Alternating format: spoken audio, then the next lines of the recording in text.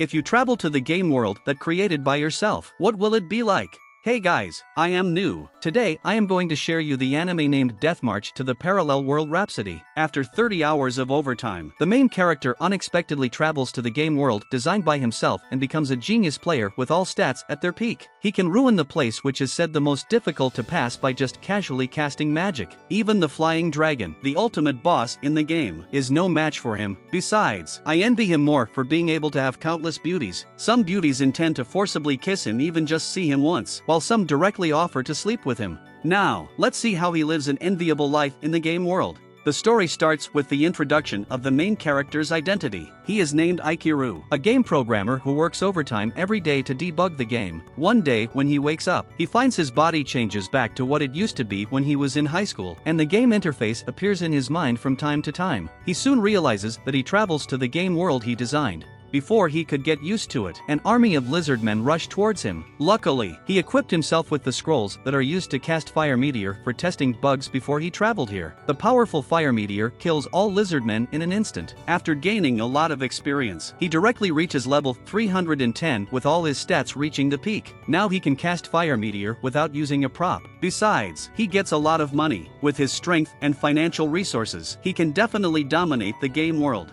Ikiru puts all the items of the lizardmen inside his bag and walks towards the nearest town. Later, he sees a flying dragon heading to the town. Realizing things go bad, he hurriedly chases it. However, the dragon moves so fast that the army around the town can't fight against it at all. A team of adventurers in the town rush to help. Just as they are about to subdue the flying dragon, it suddenly bursts out with great power to break free and crashes away the weak magician Xena. After that, it flees away. Just when Xena is about to die, Ikiru arrives in time and saves her. Xena is grateful to Ikiru and admires his strong power. At this moment, Xena's teammates arrive. They are not as simple as Xena, feeling wary of the unidentified man Ikiru. Fortunately, Xena tries her best to vouch for him, which lifts his teammates' suspicions. On the way to the town, Ikiru takes the opportunity to learn about the world. It is built with medieval architecture, and slavery is still preserved in most areas. In the city they are going to, the population of slaves accounts for 20%. In addition, in this world, there are not only human beings, but also elves, orcs, etc., but they are the minorities. After saying goodbye to the adventurers, Ikiru checks into an inn as a temporary base to stay. He then chats casually with the innkeeper and learns that there are legends of demon lords and heroes in this world, but the last time the demon lord appeared was many years ago. Later, Ikiru asks the innkeeper's daughter to take him shopping for supplies and new clothes. They see two cute demi-human girl slaves on the street being bullied, which Ikiru cannot tolerate, so he quickly helps the two little girls. The girl's sister, Liza, rushes over, showing her gratitude to Ikiru after learning of the situation, and leaves with her sisters. After that, Ikiru and the innkeeper's daughter continue their shopping. With his enormous financial resources, he buys everything he sees, shocking the innkeeper's daughter because she has never seen such a rich man. On their way back, they see a carriage transporting slaves. After Ikiru traveled to this world, he can still check the game system at any time. Soon, he learns through the system that there is a girl in the carriage who is the princess of the destroyed kingdom, Arisa. At this moment, Arisa seems to sense that someone is observing her, slowly turning her head and glancing at Ikiru. This gaze makes Ikiru sense something bad, and he decides to keep his distance from this girl. So he takes the innkeeper's daughter back to the hotel to rest. The next morning, Xena finds Ikiru and wants to take him around town in return for saving her. It is the most difficult thing for Ikiru to reject girls, so they happily play in the town together. Xena takes Ikiru to visit the temple, where there are murals about heroes and the demon lord. Since Ikiru arrived in this world, he has received various titles except for hero, which arouses his ambition, and he decides to become a hero. Meanwhile, a priest in town is spreading rumors that the fire meteor is a harbinger of the demon lord's reappearance, and the only way to resist it is to buy his holy rocks and smash them at the demon lord's servants, who he refers to are the demi-humans Ikiru saved. To break the curse, because of the loud noise, Ikiru is attracted to it. When he is about to do something, the kind-hearted girl Xena has already stood in front of the demi-humans to stop this violence, but the priest keeps inciting others, and he fits up Xena for being the servant of the demon lord, which makes her attacked by others. Luckily, she can create a magic barrier to avoid being hurt. In contrast, Ikiru is calm. He first uses the system to search for the owners of demi-humans, and finds that their master is manipulating public opinion in the crowd. He instantly understands this is a large-scale scam, so Ikiru quietly attacks the fraudsters and takes the culprit to the crowd to clarify the situation. Just then, a one-eyed demon comes out from the culprit's body and kills the priest in an instant. Seeing such a bloody scene, the crowd quickly flee in all directions. The demon summons a large magic circle and brings everyone into a labyrinth. It then orders people to kill each other, saying that only the winner can leave the labyrinth. Aikiru doesn't panic. He notices the 3 demi-humans he saved before beside him, and then takes out the gauze and herbs he has brought with him, asking them to treat their wounds as soon as possible. The demi-human girls don't expect that he would do so and feel so touched, saying that they are willing to follow his orders. After that, Aikiru gives the weapon inside his backpack to Liza, the oldest sister among the 3 demi-humans, and assigns tasks to them. They cooperate to search for the exit in the labyrinth. Soon, they meet the first enemy. With Liza's help, Aikiru kills the monster with a magic gun. He then makes a spear with the monster's body as a new weapon for Liza and kills various monsters, with which he makes weapons to arm his team. The demi-human girls worship him more, even calling him master. As they go, they find several hostages firmly entangled in spider silk in the spider's lair, including the Viscount who sells slaves and the bad boy who once bullied the demi-human girls. But the kind girls do not give up on them for their previous actions. Instead, they rescue them all.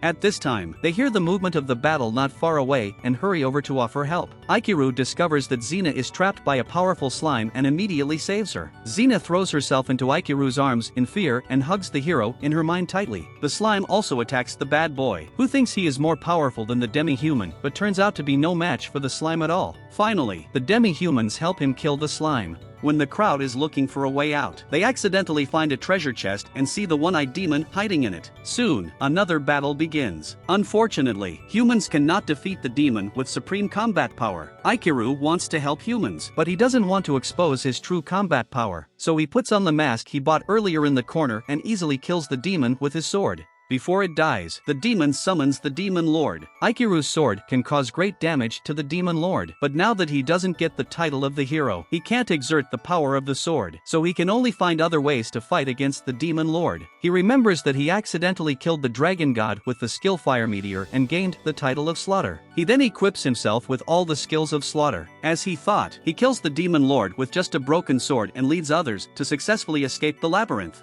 Afterwards, to show his gratitude, the Viscount carefully selects several slaves to give him, including the princess of the destroyed kingdom, Arisa. It seems that Aikiru can't get rid of meeting Arisa. Before he could introduce himself, she just shouts out his name. He soon has a guess in his mind. He slowly approaches Arisa, saying in Japanese that there is a spider on her head. Seeing her frightened, Aikiru knows she is also a transmigrationer, just like him, and can also check others' information through the system. For the sake of her identity as a transmigrationer, Aikiru accepts the Viscount's kindness. Later, he takes these girls to eat and buys them new clothes, which surprises these slaves. They all think that they have met a good master. After that, Aikiru takes them back to the inn. The visitors in the inn dislike the demi-human girls, which causes the innkeeper to dare not give them rooms. Arisa takes the initiative to negotiate and makes a concession, saying that they can stay in the stable. And then she charms the people around with her skill, making them agree to it. After helping the 3 demi-human girls make the bed, Aikiru takes Lulu and Arisa back to the inn. In this world, slaves need to serve their masters in bed, so the 2 girls take off their clothes and come to Aikiru. Unexpectedly, Aikiru just helps them put on their clothes, saying that they don't need to do such things anymore. Such warm words make Lulu so moved that she can't help crying.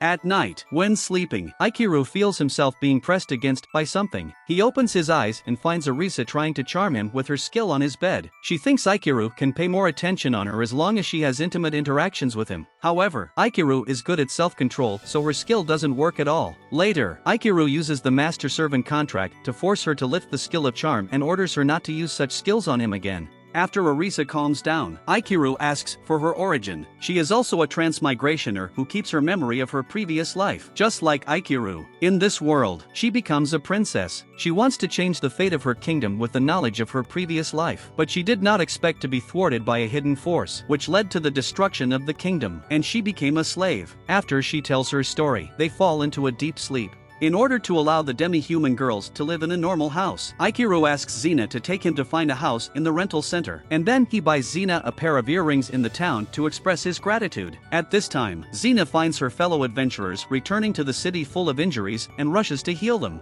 It turns out they had a fight with huge ants. At this moment, the demi-human girls come over carrying a huge ant that can fly. Ikiru quickly opens the map, only to find a large number of huge ants rushing towards the town. So he asks Arisa, who can't fight, and her sister Lulu back to the inn and then joins the town defense battle with others. With everyone's help, the ants are eliminated. To show her gratitude, the innkeeper prepares delicious food for them. At the table, Ikiru notices Lulu is sick and intends to buy her some medicine, but on his way, he finds that some monsters have broken into the town. After he easily kills them, he finds the two who are chased after by monsters. One is a guard and the other is the elf princess, Mia. Because the guard is seriously injured, he resignedly entrusts the princess to Ikiru and then falls unconscious. Ikiru takes them to the rental center, where the boss is also an elf. After getting healed by the boss, the guard is out of danger. Soon, the event of Ikiru saving the elf princess spreads through the town. After knowing this, the demi-human girls all want to see the princess, so Ikiru can only take them to visit her. These girls of a similar age soon become friends.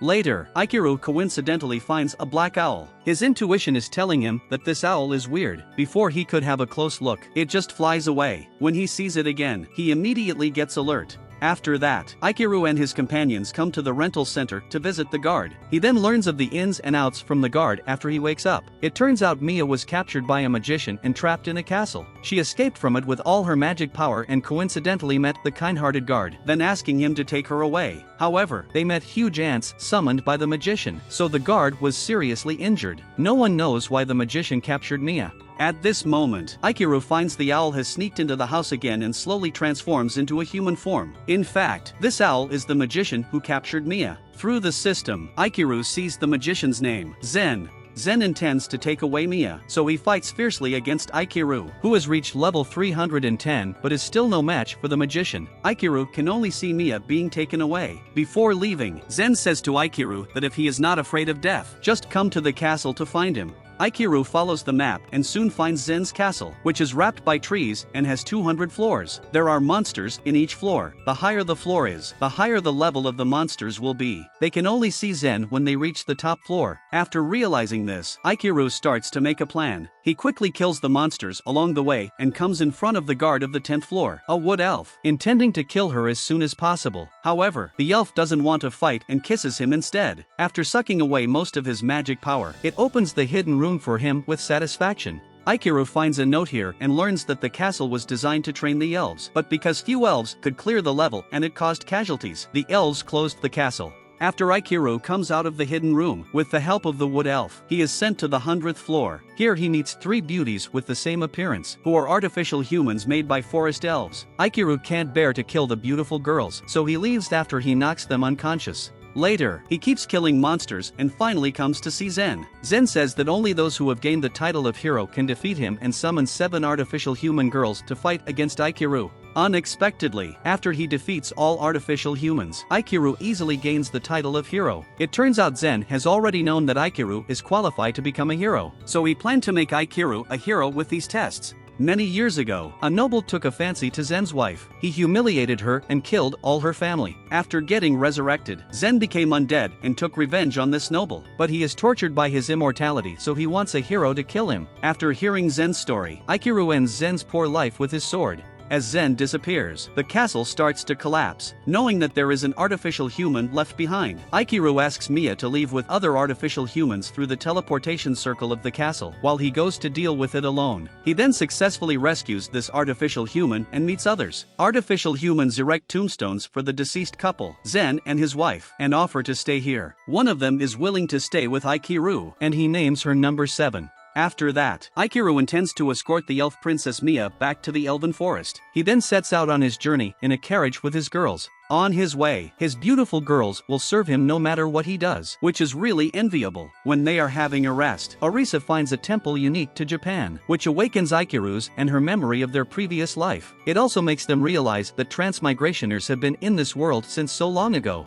Later, they continue their journey and see an officer bullying civilians. Seeing Aikiru, the officer immediately leaves because he saw Aikiru's strength before. Looking at those bullied civilians, Aikiru quickly gives them the recovery potion, which makes Arisa a bit unsatisfied. After all, the recovery potion is extremely precious in this world. To pacify Arisa, Aikiru shows his ability. It turns out he can make potions himself, though being precious in others' minds. The potions are not rare for him. During the break, Aikiru studies the potion again. Although the potion is easy to make, its shelf life is too short. If he wants to store it for a long time, he must have a magic bottle. So Aikiru decides to purchase it in the nearby village. However, he learns from the proprietress that someone has bought all the magic bottles in the village first. The proprietress suggests Aikiru wait here for the supplier and then purchase directly. While waiting for the supplier, Aikiru accidentally breaks into a forest. The hidden witch in the forest discovers him and attacks him with magic, but the witch is no match for Aikiru and is quickly defeated. Immediately after, the witch's master appears. Aikiru thinks that he is going to fight again, but unexpectedly, this old lady directly submits to him. It turns out that Mia's guards have given Aikiru a small bell, which is the symbol of the elven envoy. The old lady is a subordinate of the elven clan, so she is polite to Aikiru. In a later conversation with the old lady, Aikiru learns that in order to protect the forest from invasion, she has to pay 300 bottles of potions to the lord every year as a protection fee. Aikiru feels sympathetic, but he is unable to provide effective help. After finishing the conversation with the old lady, Aikiru meets with the supplier of the magic bottle as agreed. He then happens to hear two people hidden in cloaks plotting a plan to seize a forest. At this time, Aikiru does not realize that the forest they are talking about is the forest where the old lady is. Meanwhile, when the witch is transporting the 300 potions to the lord, she meets bandits. Strangely, they don't rob anything but just keep breaking these potions. When Aikiru hears the loud noise and comes over, most potions are broken. Today is the agreed delivery day. If they can't give the potions in time, the forest where the old lady is will lose the protection of the lord. Aikiru takes the witch to the officials in charge of receiving potions to explain, only to find they are the two who secretly discussed the evil plan. He guesses that the breaking of the potions is related to them and knows it is useless to explain it to them, so he can only find a way to get 300 potions today. Now the biggest problem is that they don't have enough magic bottles for the potions. It turns out the two officials took away all magic bottles in advance for their plan. In this way, they can easily take the forest from the lord and expand the town. Luckily, Aikiru has already made an order with the supplier. With the supplier's help, they start to make magic bottles. At this moment, the officials find them and forcibly break the kiln that is making the magic bottles with the excuse that the law does not allow the private manufacture of magic bottles. They never expect that Aikiru had long anticipated their actions and hid the finished magic bottles in his backpack. Before sunset, they successfully hand the potions to the lord. After knowing what happened, the lord decides to put the two officials on trial. Just as they are about to be executed, Aikiru hits them unconscious so that they can avoid the death penalty. He says he doesn't want the young girls to see such a bloody scene. After saying goodbye to the witch and others, Aikiru takes the girls on the journey again. That brings the end of this anime. The most impressive part of this anime for me is Arisa's story. She is also a transmigrationer like Aikiru, but is not as lucky as him, who got all the resources he needs. Actually, we are all like Arisa, who were lucky at first, but are unable to increase the possibility of winning, even losing everything sometimes. But Arisa is somewhat lucky because she meets Aikiru after she suffered from pain. In real life, we can only change fates ourselves. I hope that we can grasp what we have now and are able to be the final winner no matter what we encounter. Well, it's time to say goodbye. If you enjoyed this video, don't forget to like and subscribe. I will try harder to make more excellent anime recaps. See you in my next video.